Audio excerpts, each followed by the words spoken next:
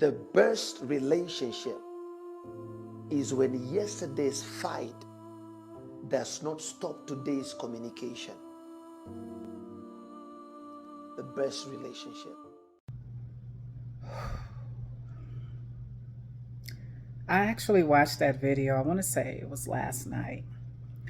And that video literally took me back. Okay. It really made me reflect on two relationships I had, to be specific. Okay.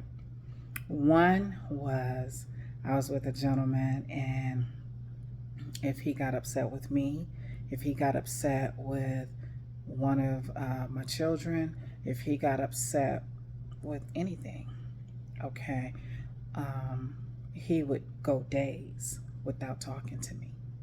He would go almost a week, sometimes a week, okay, without talking to me or anyone in the house. Anyway, he wouldn't talk. Okay, and I used to wonder, why did that bother me so, outside of the obvious? Damn, this is your man. Okay, I mean, you guys upset, and he'll he would take his TV and he would turn it, position it to where only he could see it, or he would get food and only cook for himself, or he would just do a bunch of things that was very, very childish, very immature. Um, and it also showed that it was the little boy in him that would act so selfishly, okay, and do such hurtful things. Um, but what he didn't know is the little boy in him was affecting the little girl in me, because, see, I used to call him my king. I used to call him my everything. And he would oftentimes say to me, don't call me that. Don't call me that, because, you don't mean it, or stuff like that, which let me know that, that was just him speaking from a place of hurt and pain from his past. Okay. Um, and then he would say things like, you're going to get tired of me, because I tend to wear people down and stuff like that. And I would just kind of sit back and look at him. And because timing is everything to me, I would wait for the right time to say things to him like, words are powerful, right? And why would you speak that? Why would you want that? You know, and he would say, well, because that's what it is, and that's how it goes, and things like that. And I realized that, again, it was the little hurt boy inside of him that was doing that talking, but his trauma was talking to mine. Okay, so it it affected me deeply, and for many, many years now, mind you, I was in a abusive marriage for 15 years, although I was married for 26, but I was in an abusive marriage for 15 years. And then to get into this relationship, 3 years later, was it 3 years later? 2000, heck no, it was 2003, 2008, 5 years later. For me to get into this relationship 5 years later, um, and it wasn't physically abusive. This one was so emotionally abusive. It was so, it was mental, it was verbal. Yeah, but it was definitely emotionally damaging for me. Okay, and true enough, we would have conversations, and we would talk about certain things, how we wanted things to go, and things like that. And um, if it didn't go the way that we had discussed, like verbatim, or things would begin to go left, of course, he would get upset with me. And again, he wouldn't talk to me for days. Okay. And to do that to someone who is also who was also dealing with a lot of trauma and trying to get over certain things. I was the little girl inside of me was used to being abandoned, and he would always talk about leaving, and he would pack his stuff up, and sometimes he would leave. Okay, and I would just get so scared, and I don't even know why. Okay, I mean, then I didn't know why. Now I do. Okay, but I would get so afraid. I would become so afraid, and I just didn't want him to leave. And I really didn't want him. I mean, I'm just going to be 110% honest with you. After being in a relationship with him the first year, after the first year, I had literally checked out mentally. But I was so used to just sticking it out with trauma. I was so used to just allowing people to just, I would prefer people to leave me than me leave them.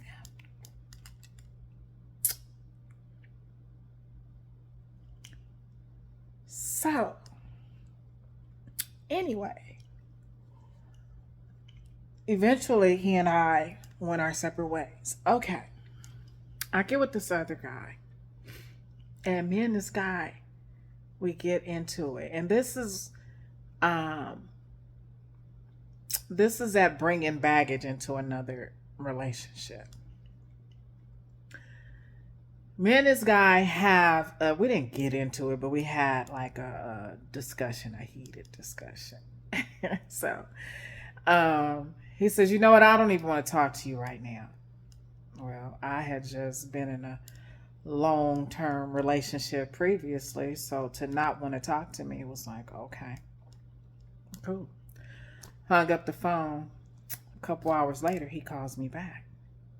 When he called me back, he was like, hey, Bridge. And I said, hey. He said, how you doing? And I said, I'm okay. He said, I've had time to think about this. And, you know, I just think this. He, pleaded his case. And then he was like, but, when you said this, it made me think about this. And, whatever. He was just like back and forth. And I wasn't saying anything. And he says, hey, you there? And I said, yeah, I'm here. And he says, why aren't you saying anything?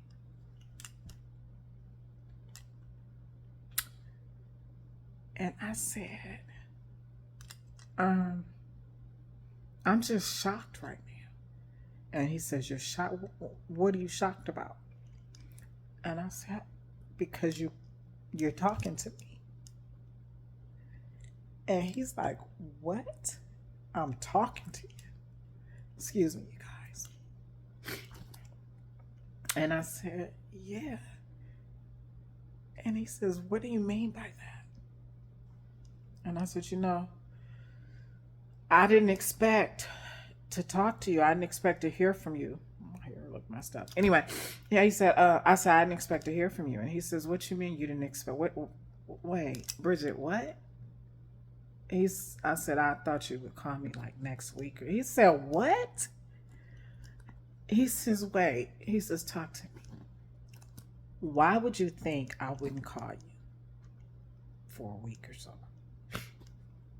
And I said, well, because, and I know I shouldn't compare the two relationships, but in my previous relationship, he wouldn't talk to me for days.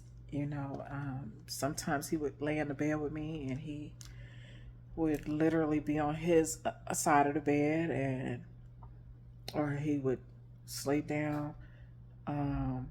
downstairs in the living room, or he would even take, he created like his own little place and space in the garage, and he took his bed and stuff out there. I said, and he would just not talk to me. So I just figured I wouldn't hear from you. I thought you wouldn't talk to me. And he says, wow. He said, and you put up with that for how long? And I said, I put up with it for years, but, he said, why? I said, because, and here I go with an excuse, because I I don't know. I guess it just made it easier. If he didn't talk to me, I mean, I'm used to people not talking to me anyway, so it didn't bother me. And when I say people not talking to me, I was talking like family, not my children, because they talk to me about everything. Okay, and I love it. But I'm just saying, like, my mom, she wouldn't talk to me. Um, my father literally lives, I want to say 15 minutes away from me right now. And haven't talked to him in 8 years. Okay. Um, so I'm just so used to the abandonment. I'm used to people leaving me. And it works for me because every time I got ready to leave somebody, they always wanted to hurt me. They always wanted to put their hands on me or something to, that effect. So I would just let people leave me. Just made it easier. And he was like, apologizing. Bridget, I'm so sorry you had to go through that. And he was like, but here's the thing. He says, and I'm not telling you this because you're my woman. I'm telling you this because you are a woman. Okay. You are the prize. All right. And my job as a man is to make sure that I treasure my prize, that I treat my prize right, that I value my prize. And so I was like, okay. And he said, and that's a weirdo. He said, any man who can go days in without talking to their woman, he said, something's not right with that man. He said, and I'm just here to tell you. Okay. He said, so don't think that is you. He said, and I don't care what you could have done because as a man, we have a choice in the matter too. We can choose to stay and make things work, or we can leave. Okay. But to be under the same roof as your woman, the one you're supposed to please, provide, and protect, to be up under the same roof as her and not have no words with her. He says that right there. He said that doesn't even make sense at all. And I was like, oh, that's what I dealt with. Okay. And so, saying all that to say, I've been on this spiritual journey and this healing journey to where I'm setting my boundaries. I'm sorry, y'all. My hair is just really getting to me on the side over here. Anyway, I'm on this healing journey. I've been enlightened by a lot of things. My eyes have been open. My chakras from the crown to the ground, okay, have all been cleared. And I noticed some things. Excuse me. I noticed that I allowed this person to remain a part of my life, even through everything that we went through. Okay. I allowed this person to be a part of my life, but I learned something, you guys. I learned that this person uses manipulative tactics to get his way. Like, I think I did a video on this before where I said just because I don't say nothing doesn't mean I don't know. I may not have put that one out, but you guys, just because I don't say anything doesn't mean I don't know. Okay. And I've listened to this person before say that his mom would tell him, you know what, you're just full of excuses. And I think he forgot that he told me that because I would just watch,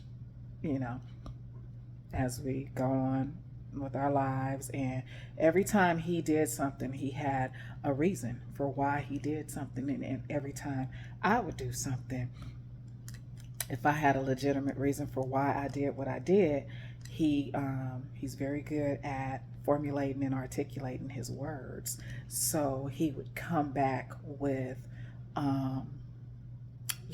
well, he always had a rebuttal to everything I said. And again, it would affect the little girl inside of me. Okay, it would, oh my God, it would affect me so bad because, again, childhood traumas. Okay, I'm giving that little girl inside of me permission to grow up. Okay, I've told the little girl inside of me, I forgive you. All right. But I'll do a video on that at a later date. Anyway, it would always affect my the little girl inside of me, the inner child inside of me. Because I would always reflect back on, every time I got ready to explain myself to my mother, it was always, well, just shut the fuck up. Go sit your ass down somewhere. That don't even make no sense. You sound stupid, and stuff like that. So that's what lingered inside of me. So when I would talk with him and say, plead my case, well, this is why I did that, and he would, like I say, have his rebuttals on, yeah, but, you shouldn't have did that, whatever. So anyway, fast forward to this journey that I'm on, still healing. Okay.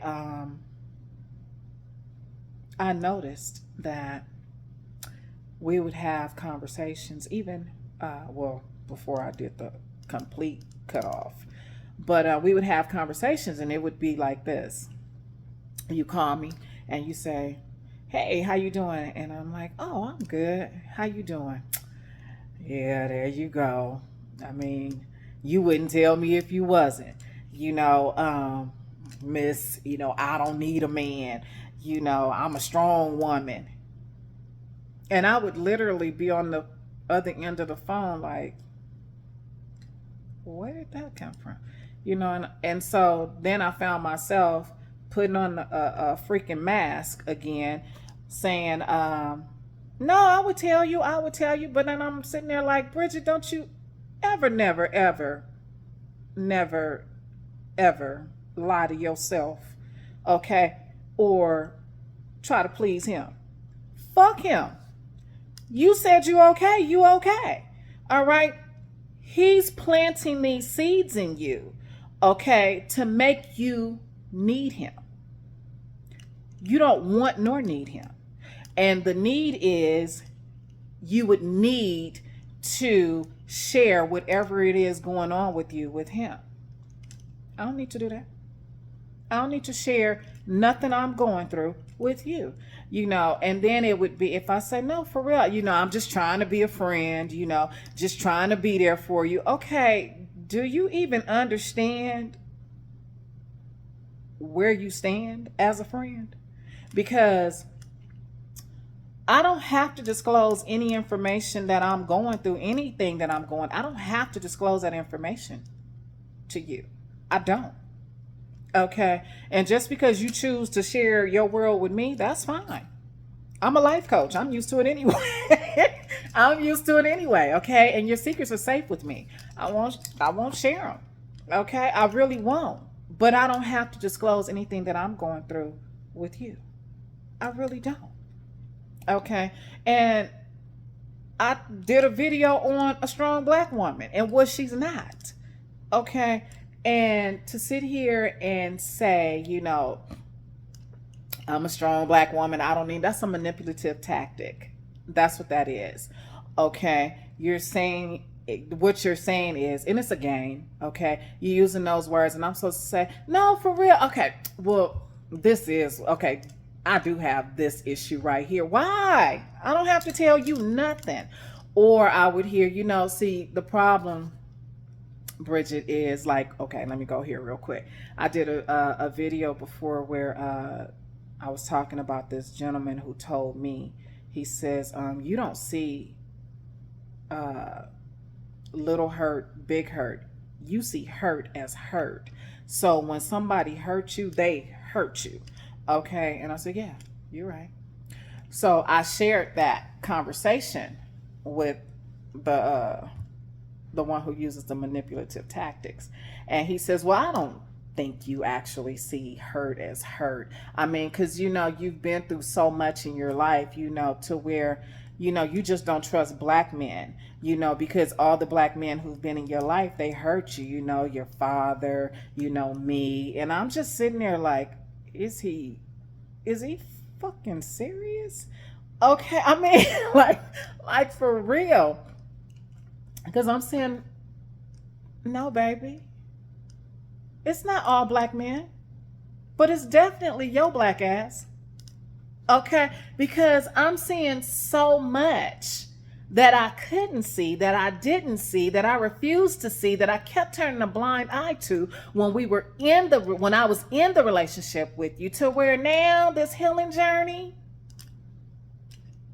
this spiritual journey.